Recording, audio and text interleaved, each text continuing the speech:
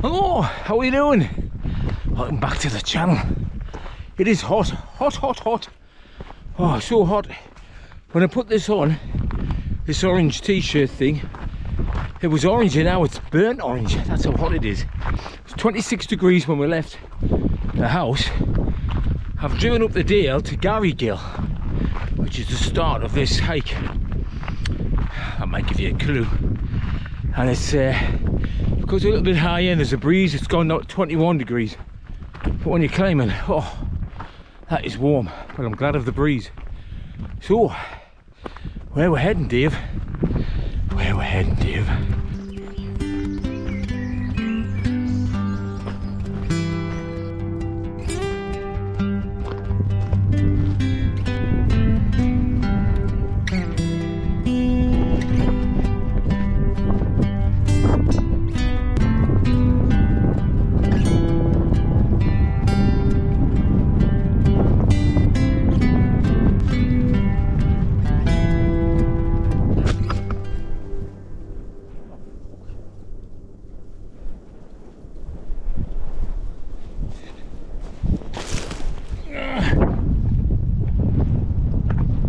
There.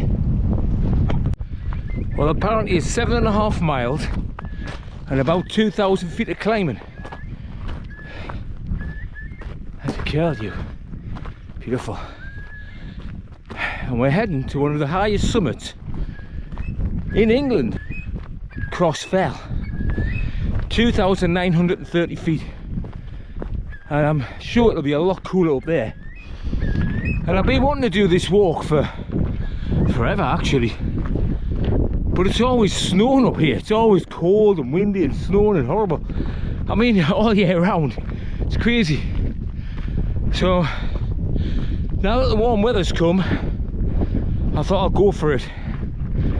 Come on, we'll see how far we get. Icelandic Dick. I know the feeling when I come out of them cold dips I have. Seriously. It's a well-known condition, Icelandic Dick. Whew. Whew.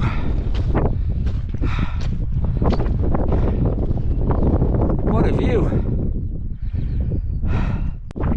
So that wind's not letting up. I'm about 2.5 miles in, probably about a third of the way.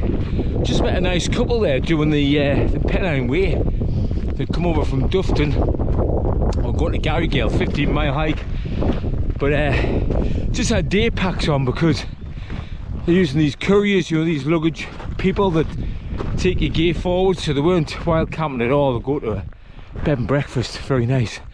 And I don't blame them. And they were telling us they'd done all of the national trails in Britain, all of them. And they're running out of things to do. Wow, that's all I can say, hats off to you. Amazing. But inspiring as well, doesn't it?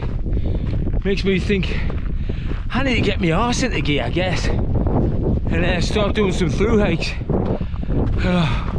Watch this space, I'll get there eventually.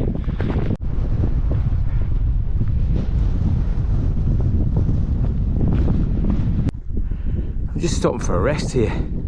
That wind has got us worn out. I'm just looking across how vast this moorland is. It really is, the Pennines. And you know, when you walk up, or if you drive up from the Yorkshire Dales, it's field after field after field after field, and then expansive moorland. Goes on and on and on. All through Wensleydale, Wharfdale, Swaledale, then you're up into County Durham, Teesdale, Weardale, up into Tynedale, up to Northumberland. Northumberland, have you been to Northumberland? It just goes on for miles and miles. There's hardly anybody about. Once you get to the borders, oh my god, it's just like this. The borders is similar really. And there's nobody. And yet they say we're overpopulated. We're not overpopulated at all. Bristol, Manchester, London, Birmingham, the cities are overpopulated, aren't they? We should all just have an acre of land around our little home, grow our own food, How wonderful that would be. Imagine all this land.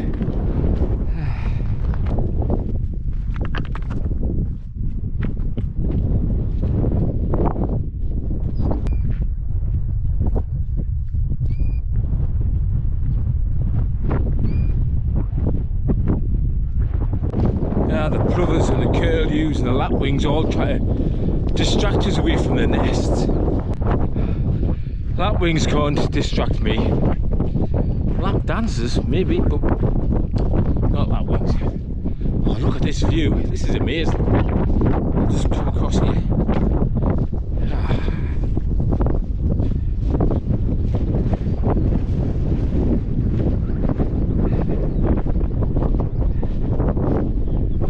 Wow, that's one hell of a view.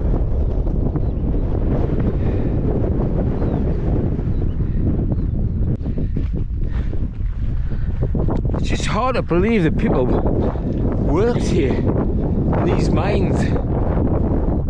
I mean, we're talking 2,500 feet up, you know. Can you imagine how cold it was? Just getting here, you know. I don't know if they walked or came on a horse, I'm not sure. But it's, wow, hard lives. No wonder they didn't live long in those days.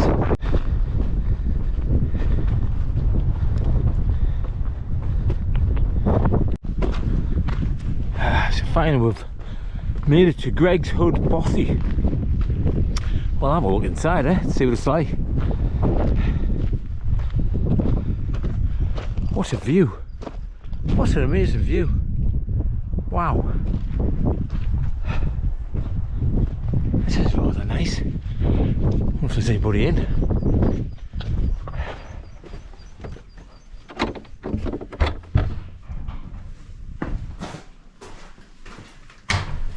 Hello? Hello? Ooh. Alright, big sleeping platform there. Could probably sleep 6 people there. Right where the fire is. And a drying rack. Very good. Yeah, very good. It's very, very cool in here, I've got to tell you. Oh, and there he is, John Gregory. This cottage was restored by the Mountain Bothies Association, Mercian Mountaineering Club, BAI Ski Club in the memory of John Gregory, who lived from 1928 to 1968. Wow. It was opened in 1972, so that guy, I don't know how he met his demise, but he was only 40. Wow. Don't know if you can see that, but it's barely 10, I would say 9 degrees. Wow. Considering it was 26 when I left home, it's a lot cooler.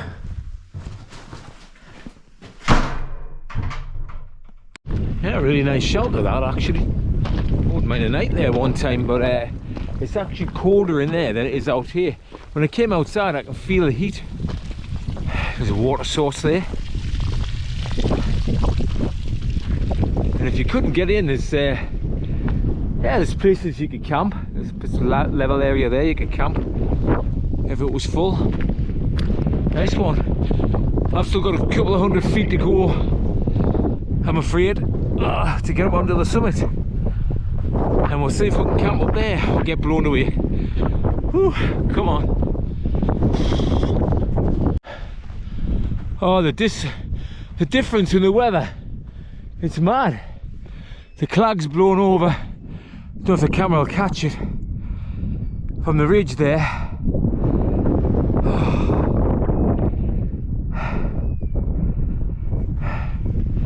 And the temperature's dropped right down. All of this is just bog. It's quite mad that the plateau that is Cross Fell is absolutely drenched. It's just bog. I've had a hard job getting across it. It hasn't been wet all the way up here. but the top is soaking. It's absolutely drenched. Oh.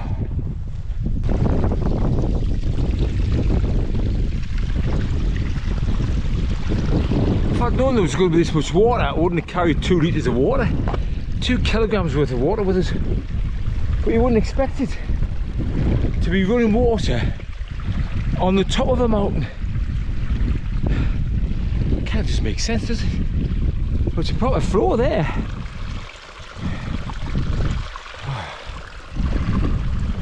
I'll treat you to the views. Some views. We're nearly there. Oh, one last push.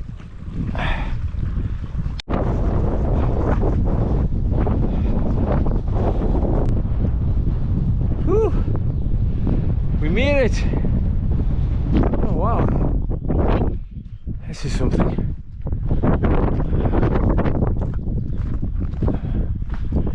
How good is that?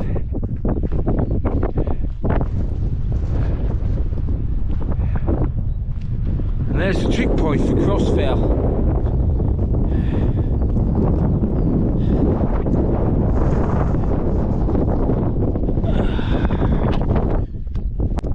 So there we have her, in the clag, right at the summit of Crossfell. Little cloud up one, which had a hard job getting the stakes in, but got them in, and this is just unbelievable how solid this tent is. I mean, it's really, really solid. These side guys, they really do a good job. Look at that. We'll see how she fares tonight. Hopefully the wind won't get any higher than this. It's only about 12-15 miles per hour at the moment, which isn't too bad. But how solid is that? And of course I've gone behind the wall just to give myself a bit extra shelter. Oh, a bit parking now. I'm going to get something warm on and get some food on. I'll see you in a second. So there we've got a set up there. Oh, kneel down there. So I've got my Thermarest Neo Air, my Get Down 20, my Sierra Designs Get Down 20, which should be comfortable for about up down to -2, so we should be all right there. Lovely and comfortable. And then I've got my Seat to Summit little 60-gram inflatable. I love that, it's so comfortable. Pillow there, and as you can see, plenty of room. I mean, if I shove that all the way that way, how much space you've got down here. It's lush. I love it. And you still got space at the front. You know, what's that? 8 inches, something like that. Perfect. Yeah, love my little cloud up one, and she's sitting solid there in quite a hefty breeze, I have to say. It is pretty windy. I mean, you can hear it, can't you? Solid. Let's get some food. It's absolutely pea soup up here, you can't say a bloody thing. And yet the wind's blowing. I'm trying to blow my flame out. So tonight I've got a dehydrated meal which I made back in January apparently. It's turkey. I've got on there turkey veg dinner. So I'll dehydrate that, and I thought I'll add some of this cheese and broccoli. I'll add that to it. It's a change, isn't it?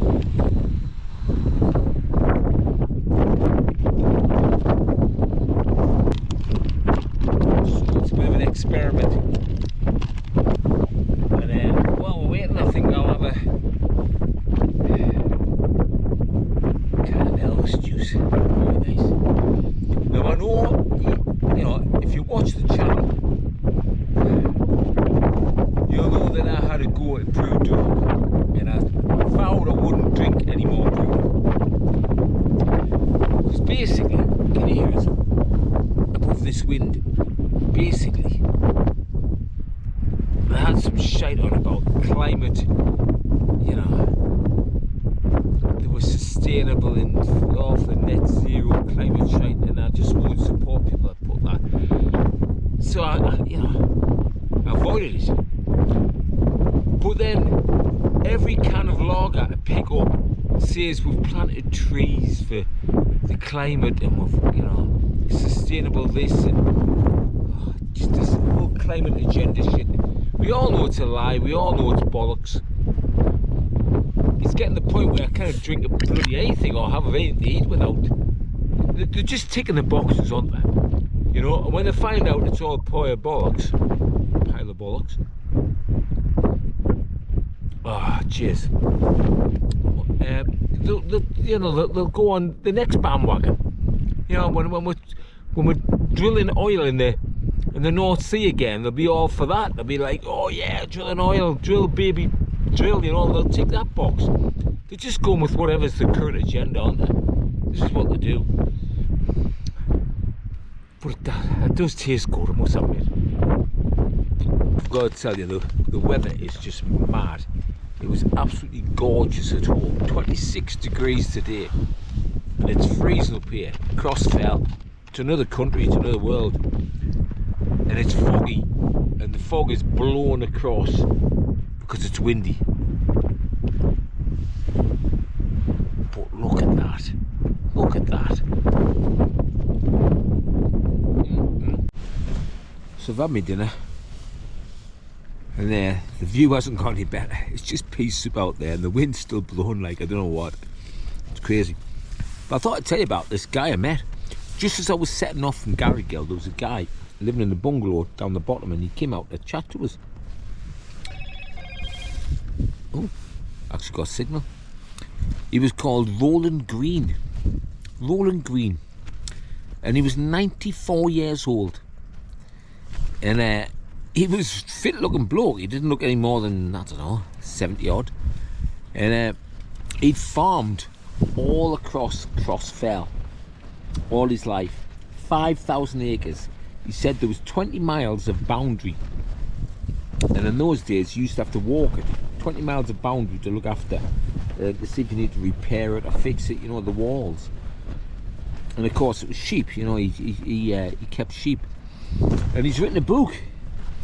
In his old age, he's written a book about his life, looking after that. His wife had died 9 years ago. That was a bit sad. But then again, she must have been about 85, which is not half bad, is it?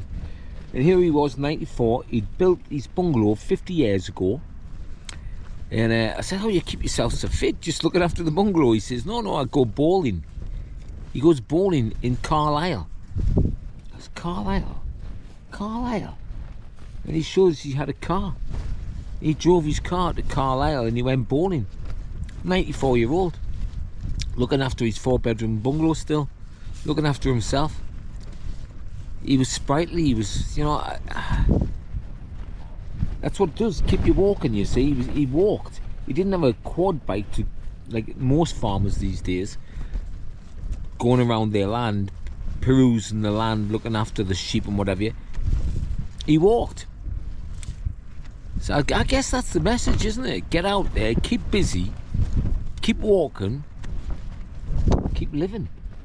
Yeah, so, it inspires you when you see people like that, doesn't it? Like last week, virtually a week ago, the 14th of May, I turned 60. 60. Can you believe it? 60 years old. You think, where the hell does the time go? And I can remember being 40, like it was yesterday, 20 years ago. When I was 40, I was quite depressed, thinking, bloody hell, I'm 40. That's like me dad or something, It was like, it's like an old bloke, 40. It's funny, isn't it? And when I was 50, I wasn't bothered that much because I was super fit. I was really fit. I did a lot of cycling back in those days, 10 years ago. So I was quite happy. I was okay to be 50. And this time, hitting 60, another milestone, I don't know. I think all I felt was gratitude. Gratitude to be here. Because a lot of people aren't. A lot of people didn't make it this far. And a lot of people are still working. They still get up at 6, 7 o'clock in the morning going to work. And they've got maybe 6, 7 years to go. And I'm retired. I'm lucky. I cut my cloth, I saved up. I'm not well off, but I am. I'm rich. I'm rich in time. You can't get the time back, can you? So, nah, I'm quite happy about it. But like, and especially when you meet somebody that's, what, 94? That's like 34 years older than me. Yeah, so that guy that I met, Roland Green, that wrote a book, when he was 60, I was only 26. I was only 26. I was just, you know, newly married, first child when I was 25. We just bought a house and we had a caravan, went on holiday in it. I was 26 years old, I was a kid, just a young lad, starting a family, only had my first daughter. Well, 1 year old, a beautiful wife. Honestly, 26 year old, and he was 60. I probably thought he was an old man then. And yet, here I am, 60, and he's still going, 94. It's inspiring, it gives you hope.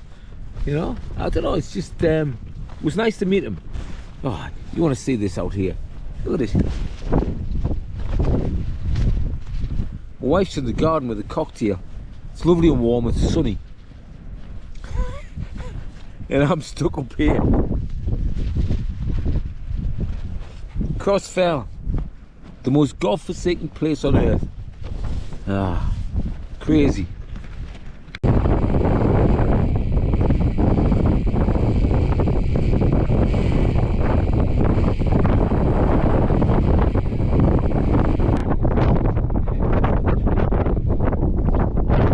Looks alright, doesn't it?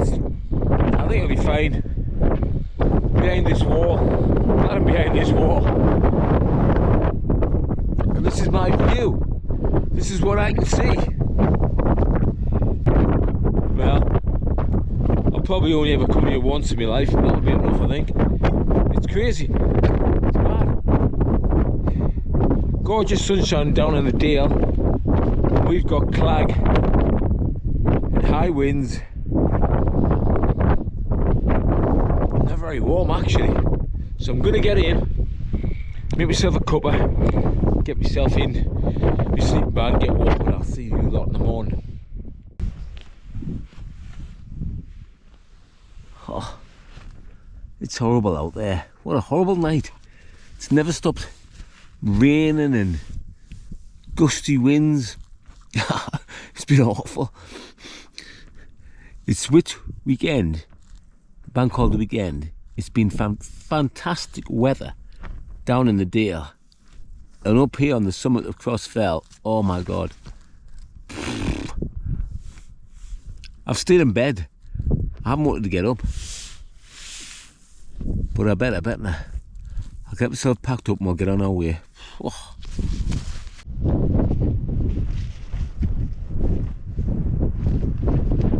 I tell you, this is the most godforsaken place on earth. Might as well be on top of Everest or something.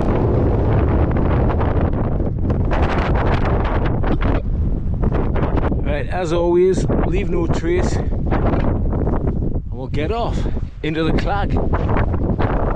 Wherever the hell I'm going. This is crazy. Crossfell didn't disappoint. I thought it might be like, you know, cold and claggy and foggy and wet. I didn't. I was hoping for it to be nice actually, but it didn't disappoint. It was exactly how Crossfell always is. The most godforsaken place on earth. Jeez, I have to pick my way through this. Yeah, there's a lot of mesh, so the wind was coming through all night, so I was cold.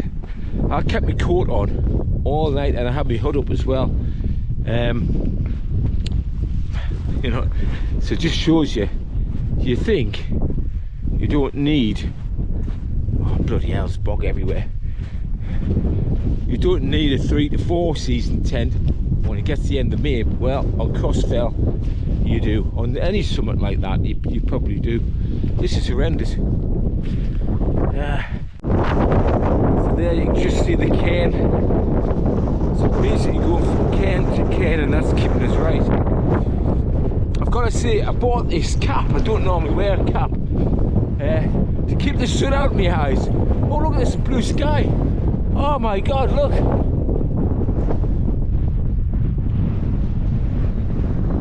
It's just opened up. Oh wow. Yeah. It's keep the sun out of my eyes, but it's actually kept my head warm. My fingers are dropping off taking down that tent. Unbelievable. So cold. But hopefully now I'm dropping a few feet. The sun's going to get out and we'll feel some warmth. Whew.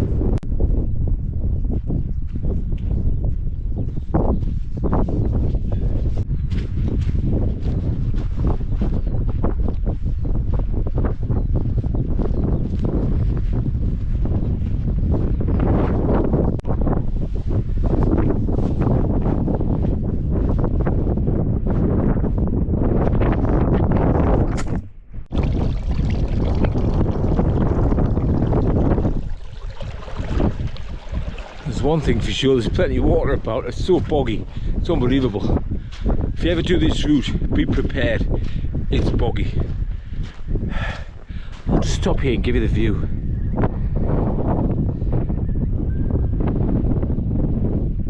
Isn't England just beautiful? Isn't the world just beautiful? When you switch off the news, switch off your phone, but just be at one with nature. Changes your whole perspective. Changes your whole perspective on life. And that's what you've got to do. Don't let the bastards get you down. Because this is wonderful. It's amazing.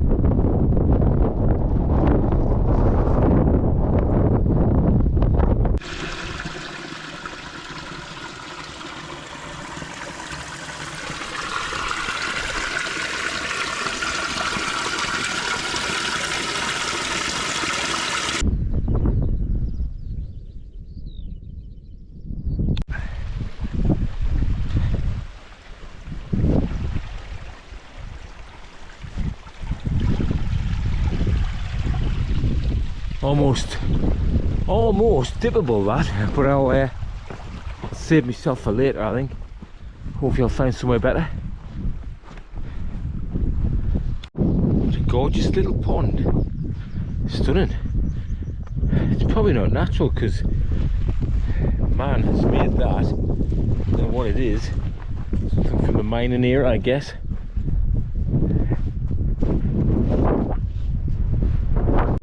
So I'm about halfway back now, about 3.5 miles to go, and I promised myself I wasn't going to mention these things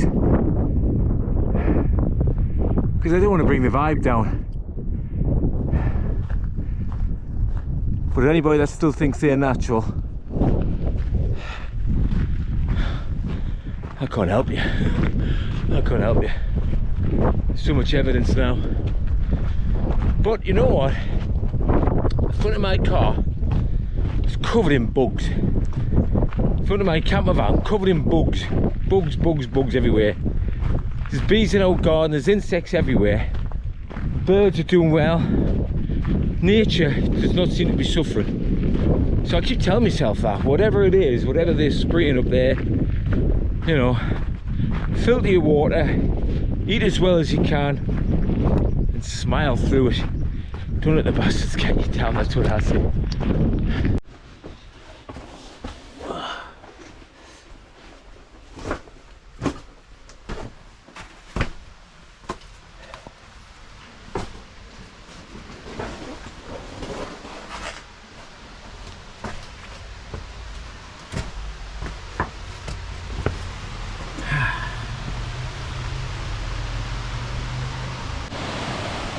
So we've made our way down to the valley.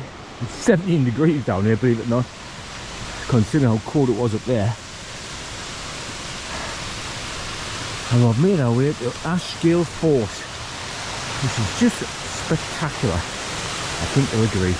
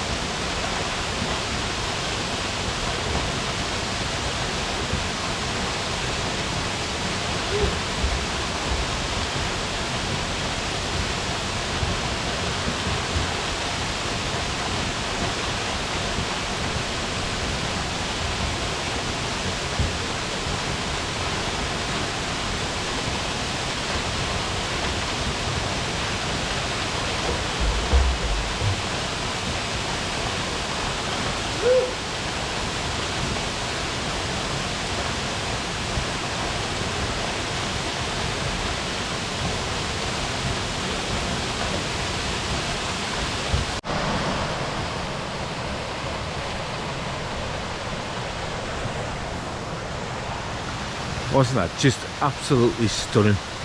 I really needed that dip after that long hike. Whew. Well, I've cooled down now. I'm going to go get something to eat. If you enjoyed that, give us a like. Consider subscribe to the channel. I'd really appreciate that. And I'll see you next time. You take care. See you now.